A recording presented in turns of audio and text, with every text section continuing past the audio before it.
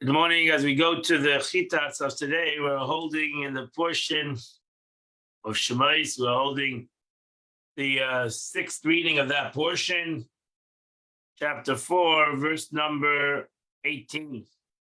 Vayelech Moshe, and Moshe Rabbeinu returned and went, Vayoshev Eliezer Chesnei, and he returned to his father, Yeser. Vayemele is none of the names of Yisrael. We mentioned Reuel, Yisrael. Here he's called Yeser. We know he had 7 names. Let me go, let me go and return to my brothers, Asher b'Mitzrayim, who live in Egypt. And let me see if they're still alive. And Yisrael told Moshe, Lech l'shalom, go in peace. Rashi says, over here, he came to take leave, and for he had sworn, I mentioned before, that he made a vow to Yisrael, his father-in-law, that he would not leave Midian without his permission. And he had 7 names. Rashi said his name was Reuel. Yisrael had 7 names: Reuel, Yeser, Yisrael, Keni, Chayvev, Kever, Potiel. And he had 7 names. The joke is that he had 7 daughters, and he had to marry them off and went bankrupt 7 times. Verse 19. Moshe, God said to Moshe, Midian, Lech Shev Mitzrayim, go back to Egypt. All the people who sought to kill you have died. Rashi says, who are the people? Anoshim. So again, those are Das Avida. They are really alive, but they lost their property. They became paupers. They became extremely paupers, and they lost their power. Moshe took his wife, his Banav, and his children, and he drove them on a donkey. And he came, he decided to go back to Mitzrayim. And Moshe took the stick of God. The Rashi says, Al Hachamer, we have a ha. Whenever it says a hey before a word, it means a special. Hachamer, this was a designated donkey. This was a very special donkey. This is the donkey that Avraham Avinu saddled when he took Isaac to the Akedah. This is the same one. This donkey will be the donkey that Mashiach rides into when it comes to reveal, comes to bring redemption to the world. It says a humble one riding a donkey. So Rashi says this donkey is an old donkey. It's a donkey that Avraham Avinu rode on. It's a donkey that Moshe Rabbeinu rode on. And it's the donkey that's going to be the one who's going to be Mashiach's going to be coming on a donkey.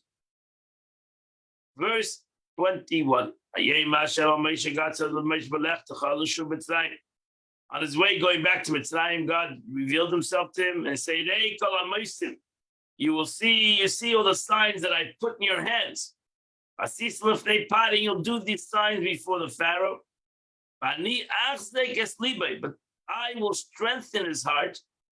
And he will not send the people out. She says, you should know that with this intention you shall go. Don't think your job is easy. Your job is not. That you shall be steadfast in your mission. Don't give up. Telling you right beforehand that your job is not easy and you should not give up. To perform my signs before Pharaoh, you shall not be afraid of him.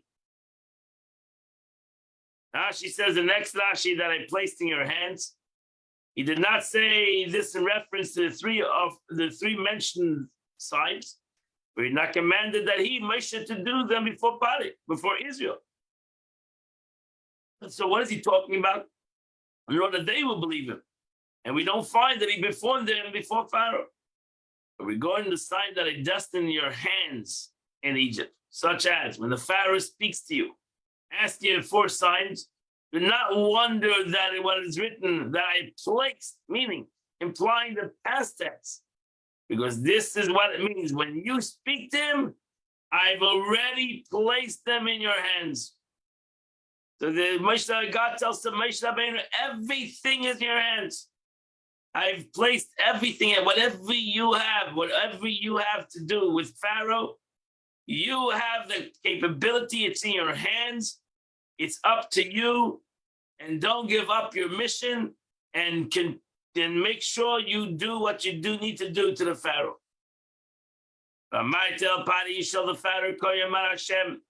This is what you should tell the Pharaoh.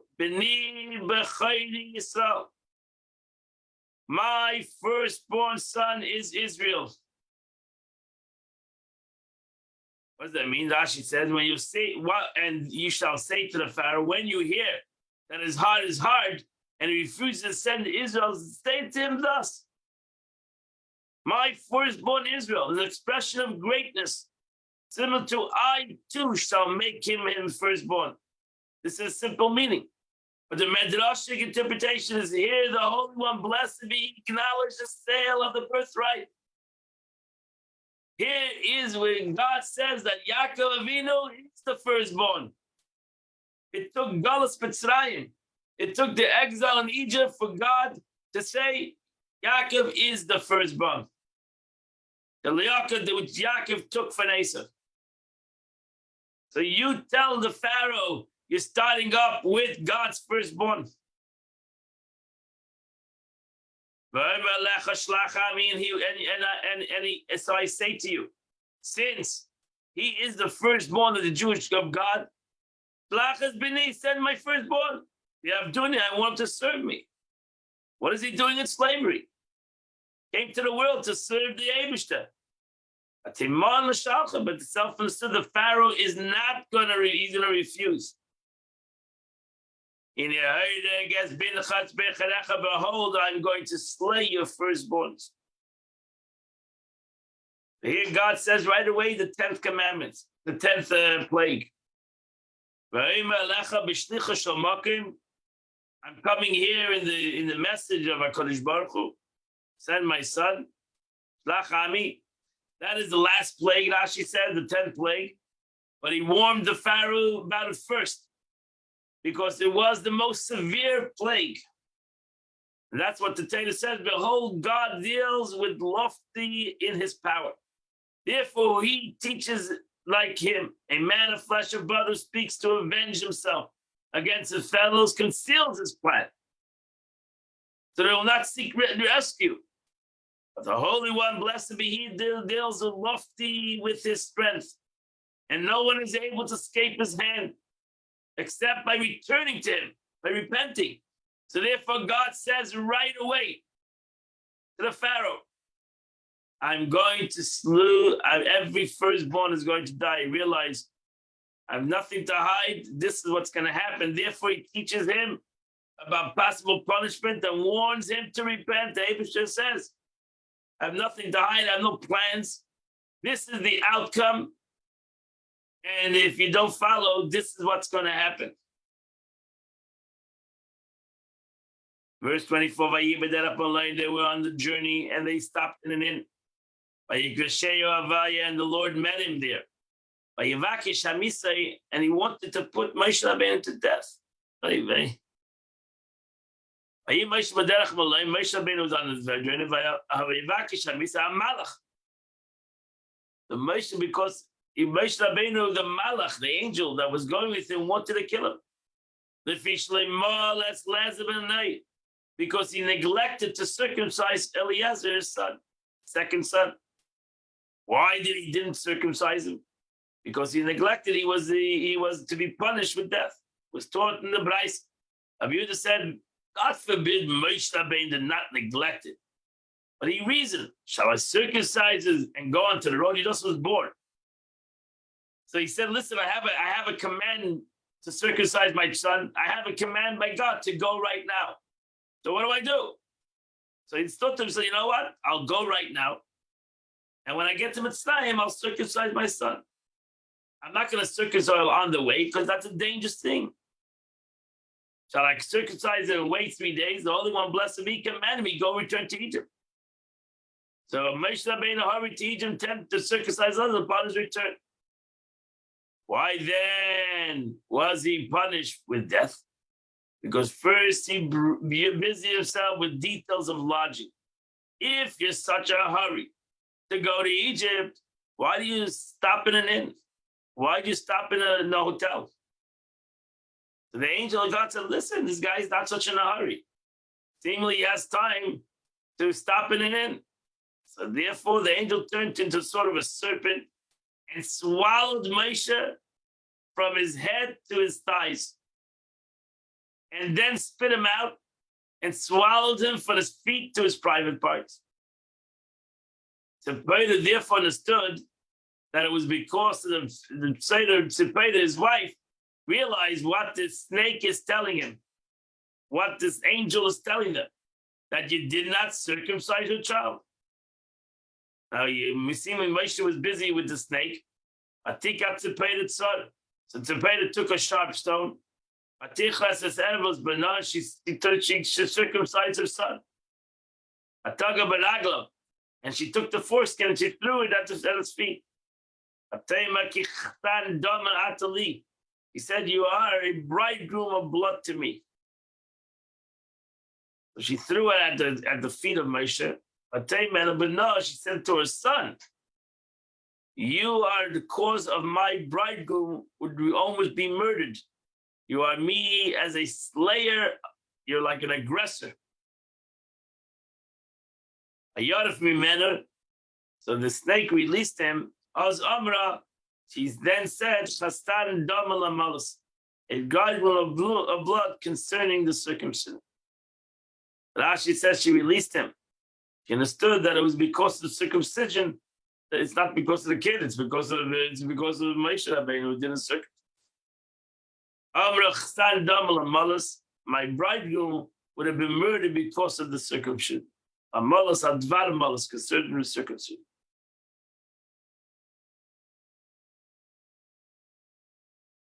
Again, there's many interpretations. What is the story thrown in right over here, right before Moshe Rabbeinu comes to its name? God says to Aaron, God says to Aaron, go towards Moshe Rabbeinu to the desert. And Aaron goes, and they meet in the mountain of God. And Aaron kisses him. Yagid Moshe Laden is called Divrei Hashem. Moshe Rabbeinu tells to Aaron all the words of God. Asher Sholchei, which he sent him, Vesa'osis, and all the signs, Asher Tzivo, which he commanded. Vayelech Moshe Aaron, and then so Moshe Rabbeinu came with Aaron. Vayisifu kol ziknei bnei Yisrael, and they assembled all the elders of the children of Israel. V'daber Aaron is called Dvarim Asher Divrei Hashem. Moshe and Aaron Rabbeinu spoke, because Aaron was a speaker. So he spoke to the Jewish people all the words that God has said. And he performed the miracles before the people. The people believed. And they heard that God remembered the Jewish people. And he saw their affliction. And they kneeled and they prostrated themselves.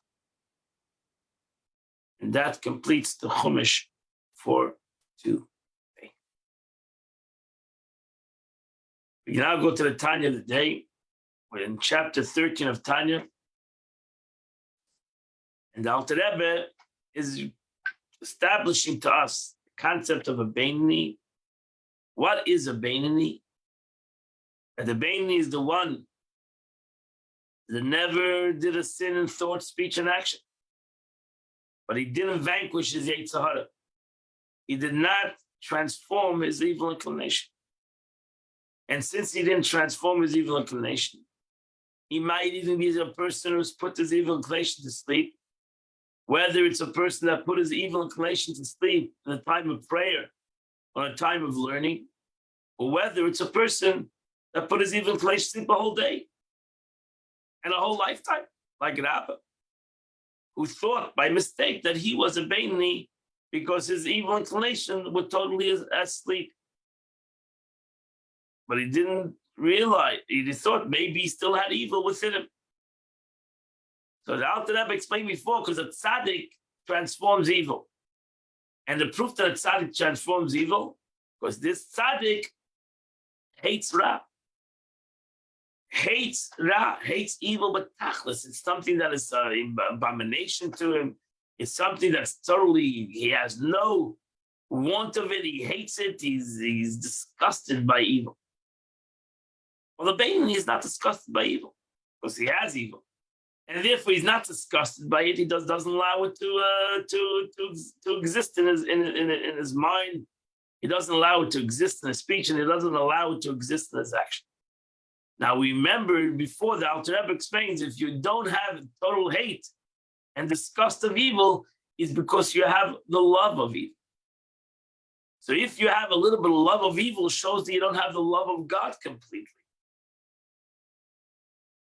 Because you can't have love evil and love God at the same time. So what's the love of the Beinoni? What is his love of God? So now the Alter Rebbe is going to tell us what the love of a Beinoni is. So the Alter Rebbe goes on to explain nevertheless the Beinoni's love related to his standing, to what he's a Beinoni, is considered true form of service. The Alter Rebbe is first going to establish, is it a true form? Is it a true love? Or is it not a complete love? Just like his hate of evil is not complete, maybe his love of God is not complete. So in Midas Avazu, this aforementioned love retained by a Beinoni, Amur Beinoni, the Shas HaTfilah, the time of prayer, which I said, the Alter Rebbe said that that's the time where his love is the most awful.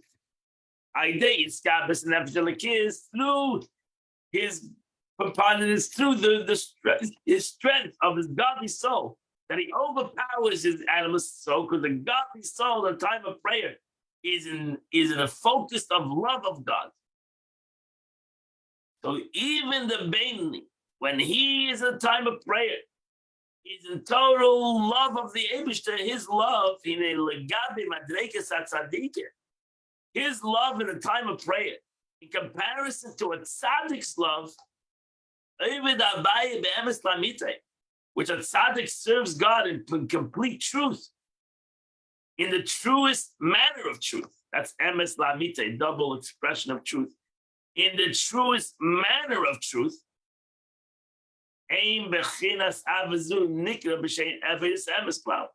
this is not called a true service at all in comparison to the tzaddik. In comparison to the tzaddik, it's a little bit not truthful. His av is not complete. Because the proof is in the pudding, so to say. Because the love disappears and passes if the Beinoni davens. Suddenly now, he's lost the fire.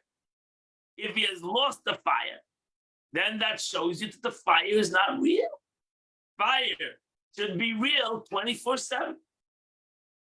Uksiv, as the verse says, Spas emes tikalad, the language of truth shall be established forever. But the tongue, but the tongue of falsehood is only momentarily.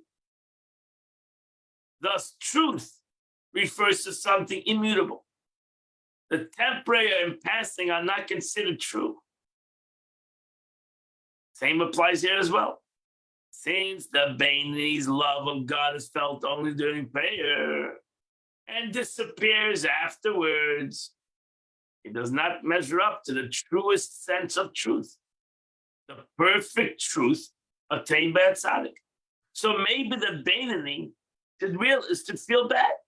I really don't have love of God. So basically, I'm not a truthful person. I'm doing things not totally truthful. So why am I faking it? So really, I'm faking it. So why should I live in a faking mode So down to the Rebbe says, don't think that way. Nevertheless, legabe madreges habenini, since I need to become a benini, so therefore, in relation, everything is relative. You can't live somebody else's life. Since every one of us needs to be a benini, we need to do the avodah of a benini. And to me, if I reach up to the avodah, the service of a benini, that's truth. Truth to me.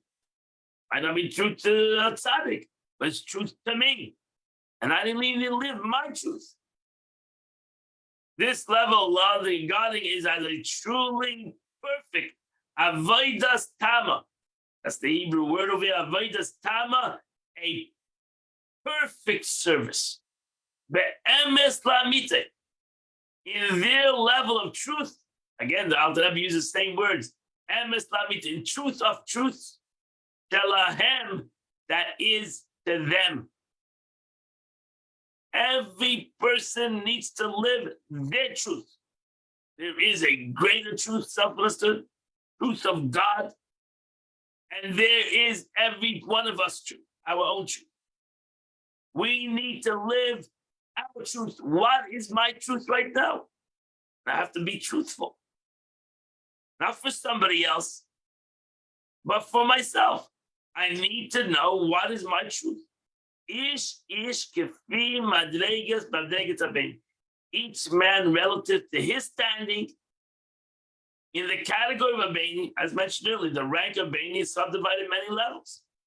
So therefore, every person needs to live their truth. Stop looking at somebody else. Stop looking at the tzaddik. Stop looking at the Rasha.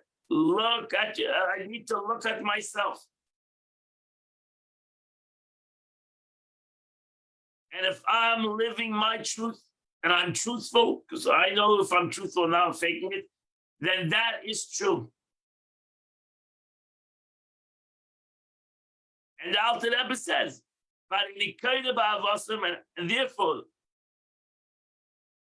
their love too, which they possess only during prayer, it's expression, the Alter Rebbe tells you, he's having a private conversation, the Alter Rebbe. We're having the Alter Rebbe wrote to Tanya like a chidus. He's having a private conversation with you, with each and every one of us. And he said, I call this service Sfas Emes. I call it the language of truth. And it's established forever. I call, if you do something truthful, your truth, even though in comparison to a tzaddik, it might not be totally complete, but to you, it's true. The Alter Rebbe is talking to you. He's talking to each and every one of us. And he says, if you are doing a true avodah, I consider it truthful. So the Alter Rebbe validates each and every one of our services. As long as we do it truthfully. Since the divine soul has the power to awaken this love constantly, I have that power, maybe not on 24/7, but when I want, I can go back and take my godly soul and bring it out in full strong. So it is true. I have that power to do it every day during davening. I have that power to awaken up my soul and to overpower my animalistic soul. So to me, that is reality. Which means that the spiritual preparation appropriate to each soul's quality and rank. I need to know who I am. I need to know my strengths. I need to know my weaknesses. I need to live my life. To the higher level of the soul, the less preparation is required to awaken God's love, regardless of every soul. Regardless, every soul has the capacity to arouse its love of God during prayer. Right? So let's see his explanation. The Beni's love of God is thus constant. Since either it is either in a revealed state or in a potential and can be revealed at any moment throughout the day. But I mentioned earlier, every Bainly has the potential to attain the level of praying the whole day long. Again, we are talking to every Jew, to every one of us. We need to be a Bainani. Remember that. We need to try, not to try, we need to get to the level of a Bainani. What's a Bainani? A Bainani is one who he's in control of himself. And if he wants to have a spiritual relationship with God, he can do it. There's no excuse. The Eibishter God gave him all the tools. He gave him a Torah. And as in this over here, he gave him a tefillah. He gave him a siddur. And he gave him the time to sit and to contemplate the siddur and to waken up to prayer and to awaken up his heart. He just has to do it. One difficulty yet remains. How is it possible for the same level of service to be considered untrue by the standard of tzaddikim and true regard to the guy? Isn't Alter Rebbe still bothered? I'm telling you that it's true. To the tzaddik, it's not true. To the baby, it's true. What is true then? Can't have two truths. If it's true to everybody. And if it's not true, then it's not true. It's not true to one. It's not true to somebody else. So the Alter Rebbe explains as follows. Quality of truth is found on every level. Each truth means the essence and the core of that level. Meaning truth is defined as that which agrees with the essence of that particular level where it is measured. A simple analogy is of a child. You got first grade, there's a truth of the first grade. There's a truth in second grade. There's a truth. You cannot tell a child. You're going to tell them this is math. 1 + 1 is 1. But that's math. To a college student, that is not math. But to a first grade, 1 + 1 is 1. That's math to him. That's his truth.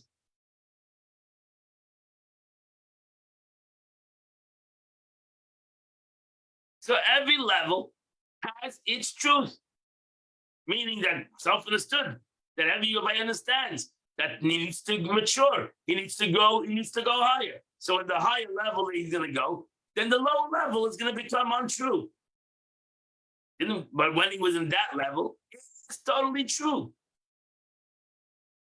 Since this is so in myriads of levels on spiritual worlds, from the very highest to the very lowest. And since the lowest level is incomparable to the highest, how can it be said that the lowest grade possesses truth? We must say, therefore, that the term truth is relative to the level in which it is found.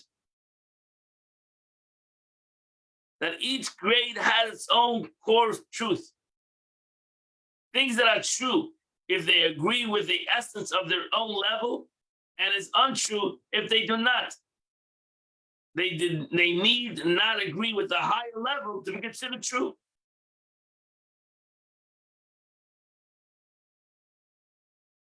Because they cannot live in a higher level.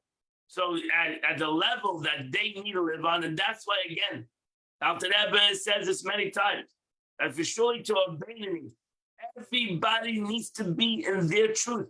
Everybody needs to know who they are and what level they're in. And not to want to be somebody else. Because you cannot be somebody else.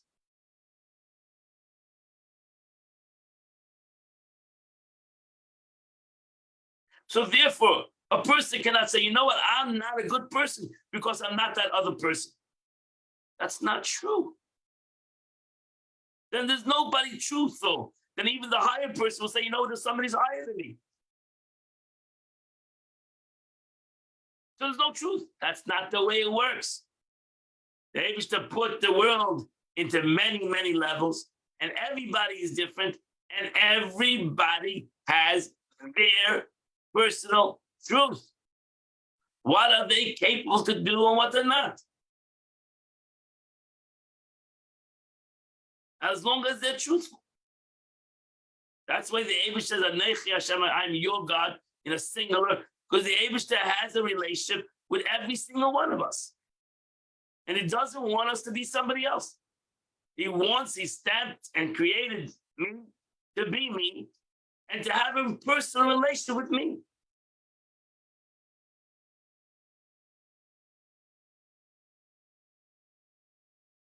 And as the Alter Rebbe, we'll see the Alter Rebbe's words itself. The truth in the Torah is the attribute of Yaakov. Yaakov. The verse states, you give truth to Yaakov. Hanikra briach hatichan is also called the middle rung. Hamavriach melakotza lakotcha, which secures everything from end to end. So this is the analogy of the tabernacle had 3 walls, right? And they were put together, or Mirshem learned by bars that were on the outside, that would put together one to the other to hold this Mishkan strong. And then the Torah says there was a briach hatichan. There was a bar, it was a miraculous bar that went from one side to the other side, one bar of wood that went from one side to the other side and held the whole thing together as one.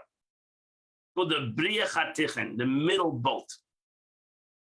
Thus, the middle bolt in the tabernacle secured them and bolted together all the boards by passing through them all.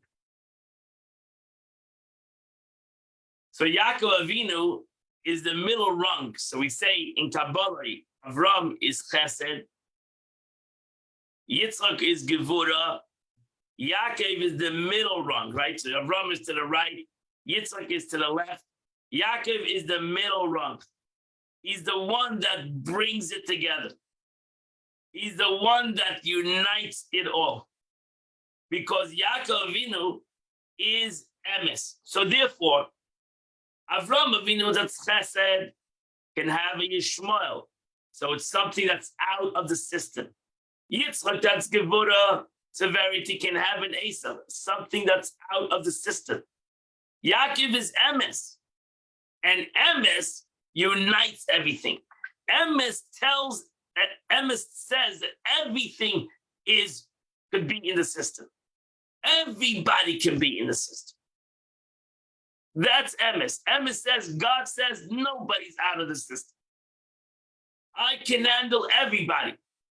That's why Yaakov, all his 12 sons were mitase shlema. The expression is he had a complete bed. He had a unity within all his children. Because Yaakov, even though they were different, just like Yitzchak and Yishmael was different, and Yaakov and Esav was different, and they ultimately separated. They couldn't bring unity between them. Yaakov Avinu had the capability, because Yaakov Avinu was a briach hatichan, was the unifier. Truth has a capacity of unity. Because truth goes through everything. Truth goes from the top to the bottom.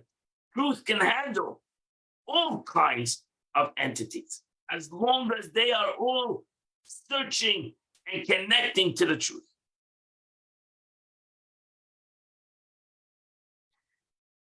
So you can have many kinds of services, like the 12 tribes.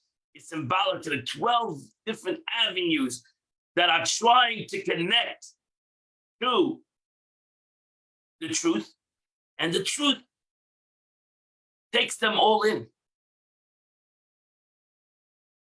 That's why there's an expression, you have 2 rabbis that are arguing, both are truth, because they're both arguing not their personal agenda, they're arguing in the truth. And the truth can handle both opinions.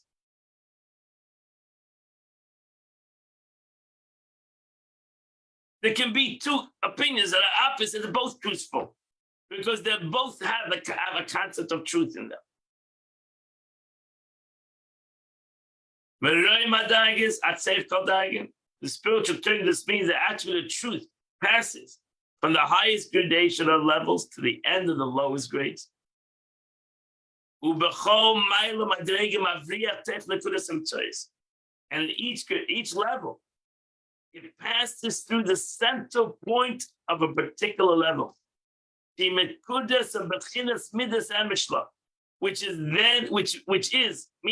which then becomes the point and quality, the standard of that level of truth.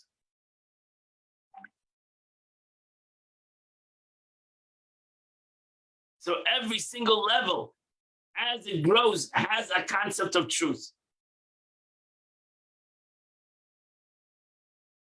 Proof not given that each grade has its own standard of truth is that word. Is the Alter Rebbe says, Midas ha'emes hinachlas bilim mitzarim. The attribute of truth is unbounded inheritance. Ve'ein lo shir l'mayla ve'al maylas. And it has no upper limits as it extends to the highest level. V'chol madregas u'mayla shalamata, and all the lower gradation and levels. And ke'ein l'gab mayla madregas shalamayla mem is nothing compared to those superior to them. If then truth is found on all levels, despite the disparity, we must conclude that the standard of truth on each level is relative to the core of that level. So the level that's higher is the level that's high, to the lower, the level that's high is nothing. To the higher level, the lower level is nothing. But nevertheless, the lower level to its lower level is important. So as we say, Atzilus, Bria is nothing to Atzilus, but Bria is a world. So even though it's nothing to the world of Atzilus, but it's still Bria. It's still the world of creation. So to Atzilus, it's nothing, but to Bria, it's all about it. And Yitzira to Bria is nothing. But that's Yitzilus, Bria, I mean, the world of Yitzira, it has its own world. So on and so forth. That means each and every world has its reality. And each and every world has its truth. And that's the power of truth. Truth is not limited to one place.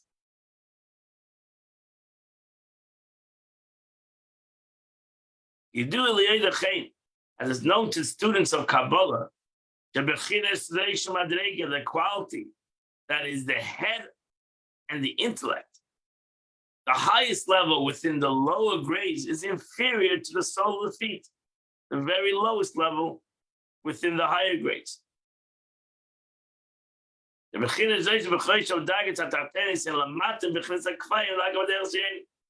the lowest level, the highest level, I can just give you an analogy, the highest level of the world of creation is nothing to the lowest level of the world of emanation. The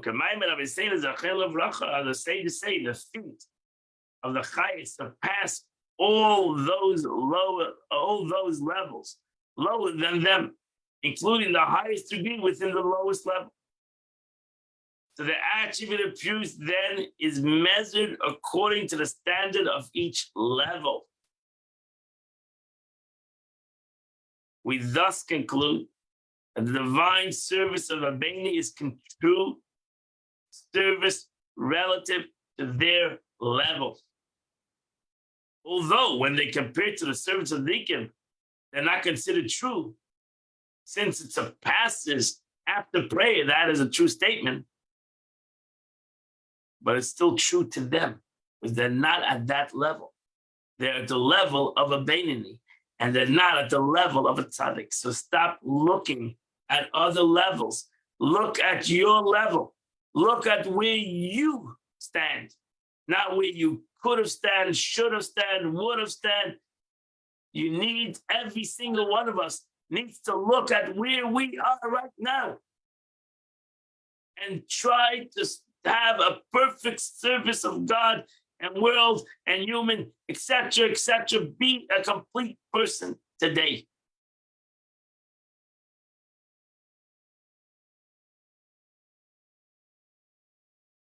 today is the 20th day of Tavis. Actually, happens to be the yahrzeit of the Maimonides. Rambam passed away on this day, the 20th day of Tavis.